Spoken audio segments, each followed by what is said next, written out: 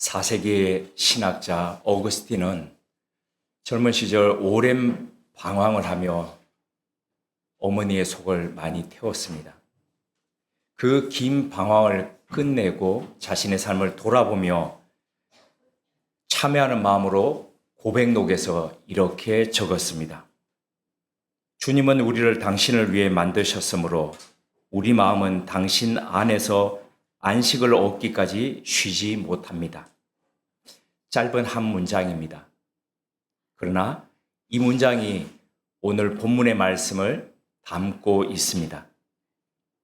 우리 마음은 쉬지 못합니다.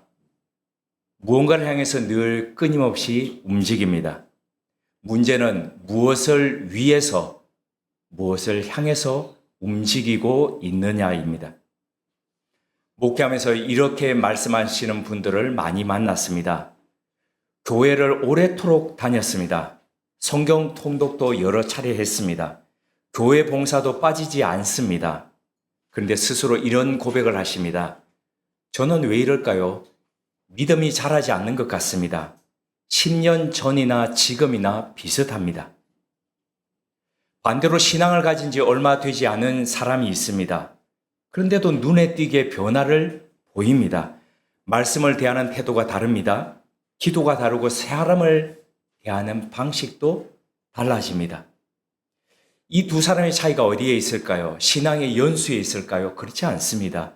지식의 양에 있을까요? 그렇지 않습니다. 오늘 본문에 들어가기 전에 한 사람의 이야기를 먼저 드리고 싶습니다.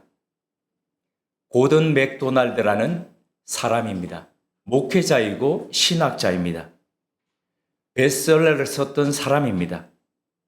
그는 그의 책 영적 성장의 길이라는 책에서 내면 세계를 어떻게 정돈할 것인가, 영적으로 어떻게 성장할 것인가를 치밀하게 다루고 있습니다. 많은 목회자들이, 성도들이 이 책을 보면서 아, 그렇구나. 이렇게 하면 영적 성장의 길로 가는구나. 영적 질서가 잡혀지는구나. 그렇게 은혜를 받았습니다. 그런데 그는 그 책을 출판하고 얼마 지나지 않아서 심각한 부정이 드러나면서 모든 사역에서 물러나야 했습니다.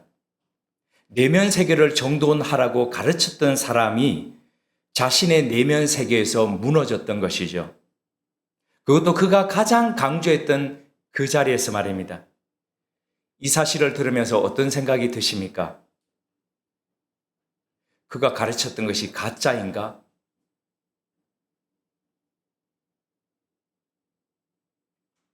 한동안 그렇게 생각했습니다. 그런데 오히려 저는 그의 이야기가 오늘 본문을 더 선명하게 보여준다고 봅니다. 맥도날드의 비극은 그가 쓴 책이 틀렸다는 것이 아니라 그것이 오히려 맞다라는 증거가 되고 있습니다. 얼마나 절실한지를 보여주는 증거가 된다는 거죠. 그는 영적 성장의 길을 알았습니다. 그리고 가르쳤습니다. 그러나 그 길을 걷지 않았습니다. 아는 것과 사는 것의 간격, 그것이 그를 무너뜨렸습니다. 오늘 베드로전서는 바로 그 간격에 대해서 말하고 있습니다. 영적 성장의 비밀을 아는 것이 아니라 갈망하는 데 그 비결이 있다라고 가르쳐주고 있습니다. 본문은 그러므로라는 부사로 시작하고 있습니다. 이 단어는 그냥 넘어가면 안 됩니다. 그러므로 앞에 무언가가 있었다는 신호를 봐야 되는 거죠. 베드로전서 1장에서 베드로가 무슨 말을 했는지 기억나십니까? 22절에서 25절까지 너희가 거듭난 것은 썩어질 씨로 된 것이 아니요 썩지 아니할 씨로 된 것이니 살아있고 항상 있는 하나님의 말씀으로 되었느니라. 이렇게 하고 난 뒤에 그러므로 하고 있습니다. 그러므로 이제 그 생명을 살라는 것이죠. 13세기의 독일의 신비 사상가였던 마이스터 에크하르트라는 사람이 있습니다. 그는 이것을 이렇게 표현했습니다. 하나님의 씨앗이 우리 안에 있다. 배 씨앗은 배나무가 되고 개암 씨앗, 그러니까 우리가 헤이즐넛이라고 하는 그 씨앗은 헤이즐넛 나무가 되게 한다. 하나님의 씨앗은 하나님이 되게 한다. 우리는 이미 우리 안에 그 씨앗을 받았다는 겁니다. 거듭남이라는 하나님의 씨앗. 그것이 우리 안에 이미 심겨져 있다는 것이죠. 그러므로 성장은 내가 만들어가는 것이 아니라 내 안에 심겨진 그 씨앗이 만들어간다는 말씀을 하고 있습니다. 이것이 왜 중요할까요? 영적 성장을 도덕적 자기 개발로 오해하는 분들이 많기 때문입니다. 더 착해지려고, 더 좋은 사람이 되려고 의지를 불태우는 것이 신앙 성장이라고 생각합니다. 그러나 베드로는 이 순서를 분명히 하고 있습니다. 지난 주일에도 말씀드렸듯이 먼저 생명이 있습니다. 그리고 성장이 있습니다. 먼저 은혜가 있고 그 뒤에 변화가 있다는 거죠. 농부가 벼를 자라게 하는 것일까요? 아니요, 그렇지 않습니다. 벼는 스스로 자랍니다. 농부는 잡초를 뽑고 물을 대고 조건을 만들 뿐입니다. 우리의 영적 성장도 마찬가지입니다. 나는 그 씨앗이 자랄 수 있는 조건을 만드는 것이라는 거죠. 그래서 베드로는 그 조건을 맞추기 위해서 먼저 버리라라고 이야기하고 있습니다. 긍정적인 것을 더하기 전에 먼저 막고 있는, 성장을 가로막고 있는 것들을 버리라라고 하면서 어떤 것을 버려야 되죠? 5가지를 버리라고 이야기하고 있습니다. 악독, 괴율, 외식, 시기, 비방. 가만히 보면 매우 흥미로운 목록들입니다. 살인, 강도, 간음, 도둑질과 같은 흉악하거나 극적인 죄악들이 아닙니다. 그저 관계 속에서 공동체 안에서 은밀하게 작동하는, 한편으로 우리가 죄같이 생각지도 않고 행하는 바로 그런 죄들을 지금 이야기하고 있습니다. 악독은 악한 마음의 성향 자체입니다. 겉으로 드러나지 않아도 안에서 썩어가는 것들입니다. 괴율은 무엇일까요? 괴율은 속임입니다. 자기 이익을 위해서 진실을 구부러지게 하는 것입니다. 단 10가지 이야기를 하면서 그 안에 9가지 진실을 이야기하는 것 같으면서 마지막에 아주 교묘하게 한 가지를 가지고 굽어지게 만드는 겁니다. 외식은 지난 주일에 말씀드렸듯이 위선입니다. 배우가 무대 위에서 하는 자기의 배역과 실제의 삶과 다르게 하는 것, 바로 그것입니다. 시기는 남의 것을 보면서 내 것을 작게 여기는 것입니다. 비방은요, 남의 이야기를 뒤에서 하는 것입니다.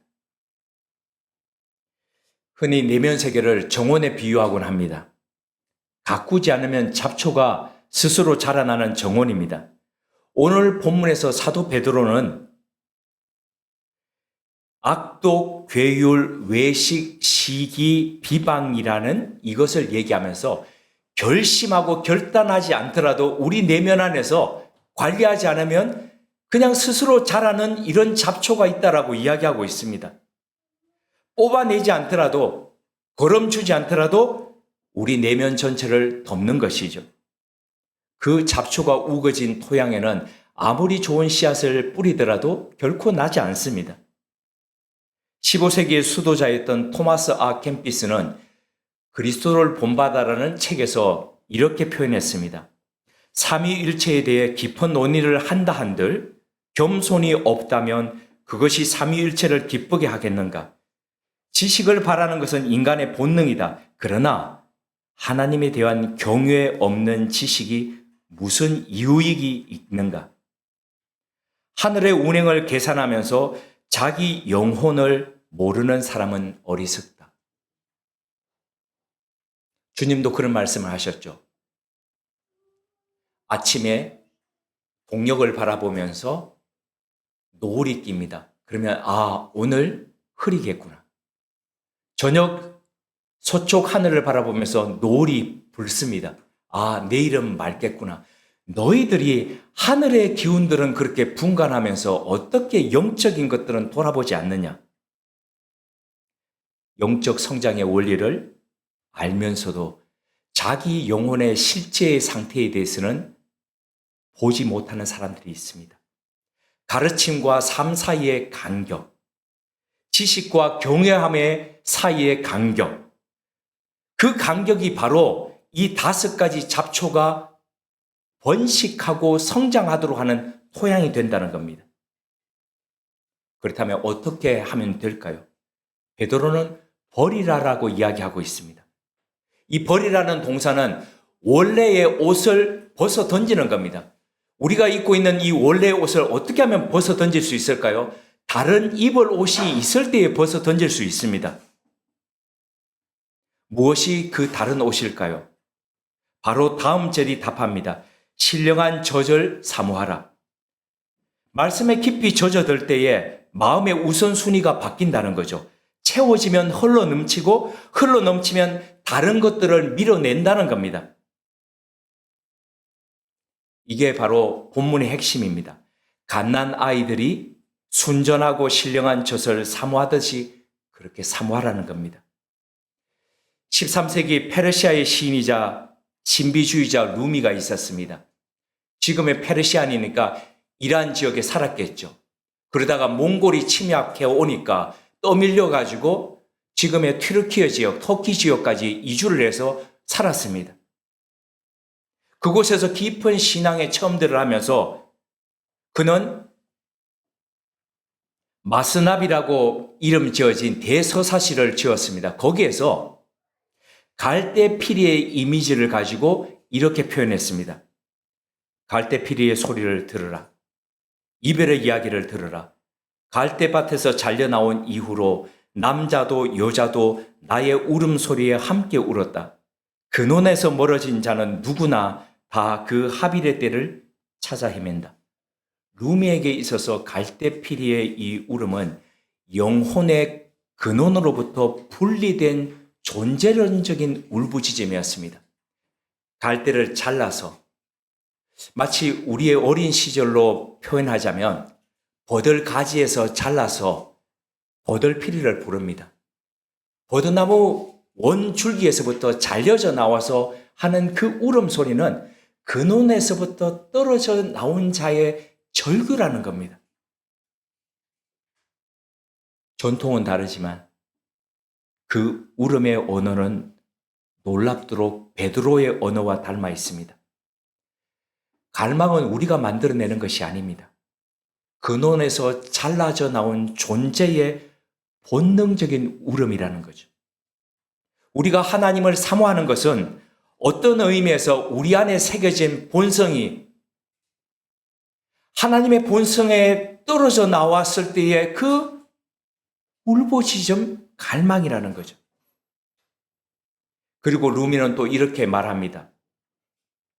당신이 찾고 있는 것이 바로 당신을 찾고 있다.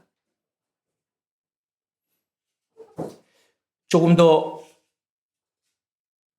새겨보겠습니다. 당신이 찾고 있는 그것을 바로 그것이 당신을 찾고 있다. 베드로의 언어로 표현하자면 3절입니다. 너희가 주의 인자심을 맛보았으면 그리하라. 우리가 하나님의 말씀을 사모할 때에 하나님을 사모할 때에 주님의 인자심을 맛보았다면 우리가 하나님을 사모하는 것 같지만 사모하는 그 하나님이 우리를 사모해서 찾고 있다는 거죠. 우리가 하나님을 향해서 가는 것 같지만 그 하나님이 우리를 향해서 오고 계신다는 거죠. 갈망은 일방 통로인 것 같지만 일방 통로가 아니라는 거죠. 우리의 목마름은 바로 그분을 향해서 나아가지만 그분이 우리를 향해서 열린 상태로 뜨겁게 우리가 갈망하는 그 이상으로 우리를 갈망하면서 나아오고 계신다는 거죠. 베드로가 말하는 이 사모하다는 것은 단순히 원함이 아니라 강렬하게 열망한다는 것입니다. 배고픈 아이를 한번 생각해 보십시오. 얘가 배고플 때에 우리 이제는 도연이가 자기 언어로 얘기하지만은 어릴 때 한번 생각해 보십시오. 낳았을 때에 1살도 되기 전에 어머니 제가 배고픕니다. 어머니 먹을 것을 주십시오. 이렇게 했을까요? 절대 그렇지 않습니다. 얼마나 자지러지게 웁니까? 지금 그 얘기를 하는 거죠.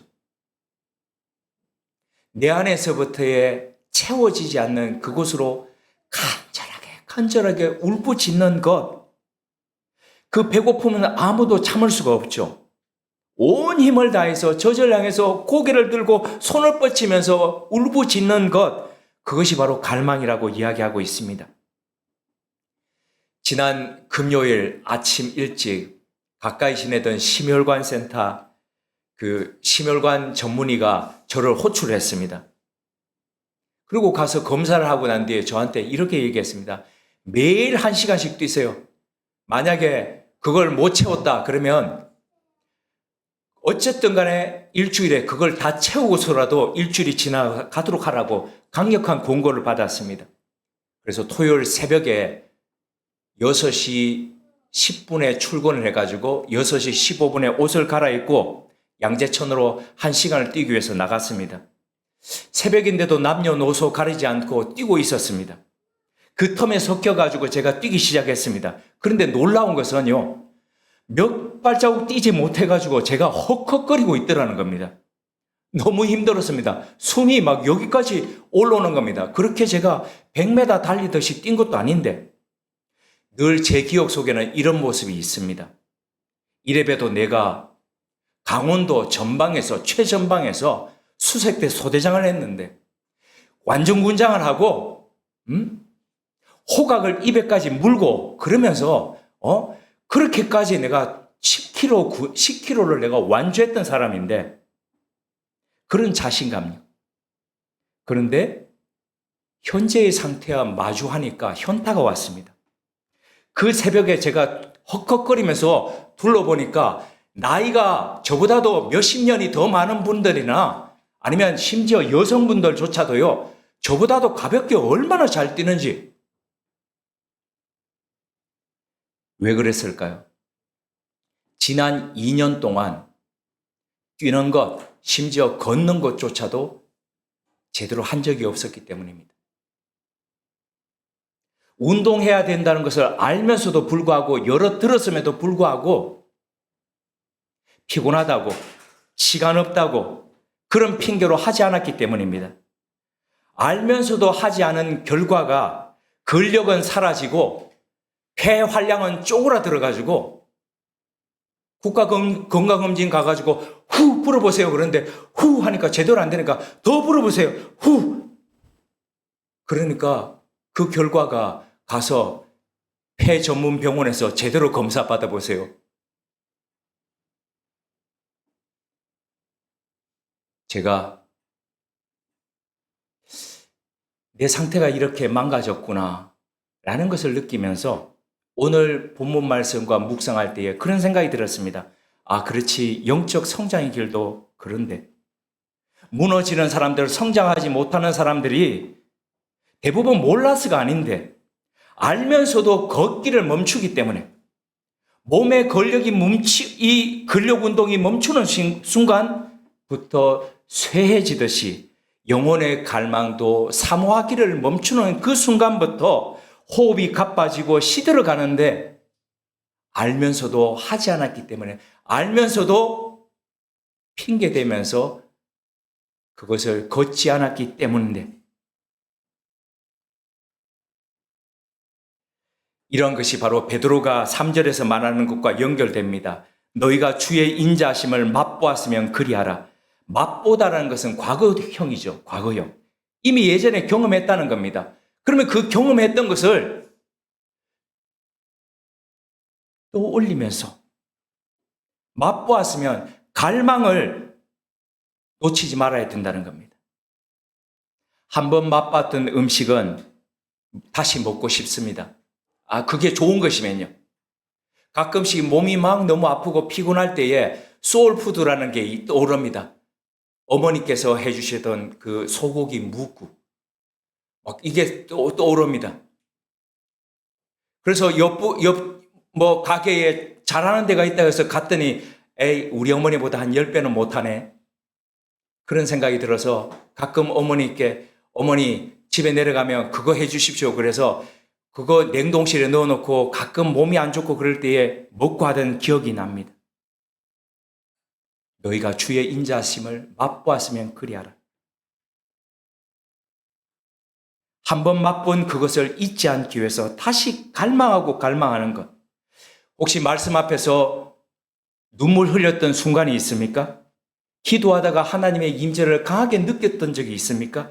삶의 위기 속에서 말씀 한 구절 부여잡았던 것이 나를 버티게 했던 그런 경험이 있습니까?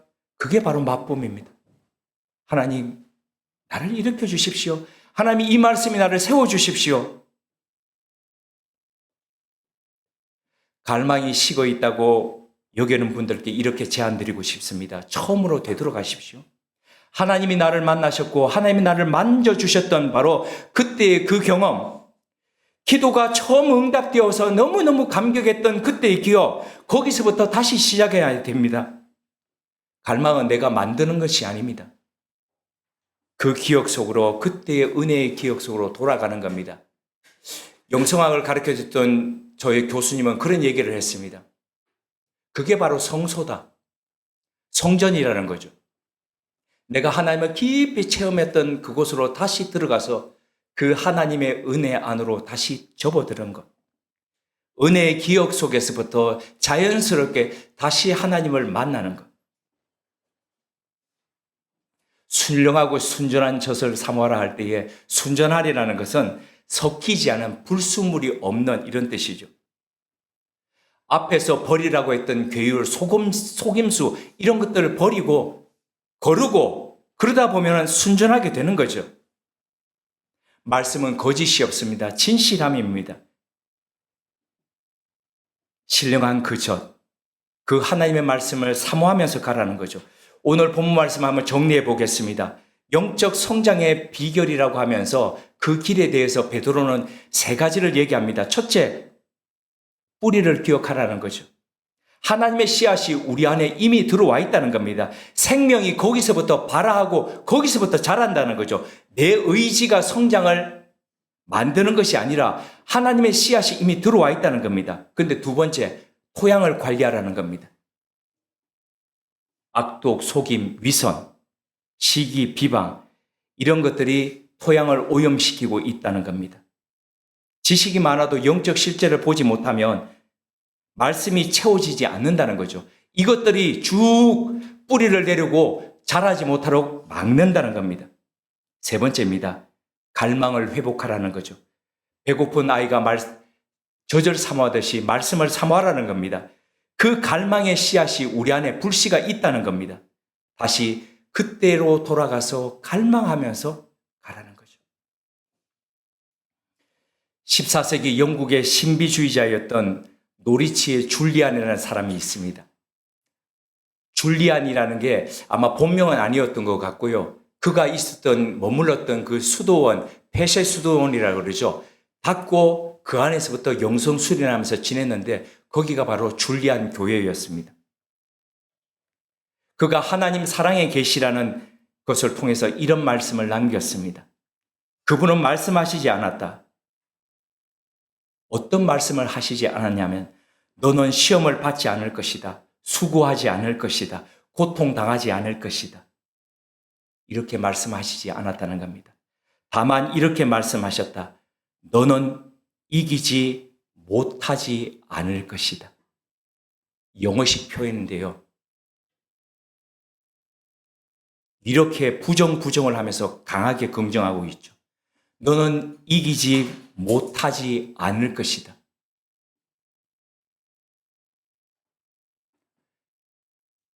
혹시 넘어진 자리가 있으십니까? 갈망이 식어버려 상태로 있으십니까? 알면서도 살지 못했던 부끄러운 순간들이 있으십니까?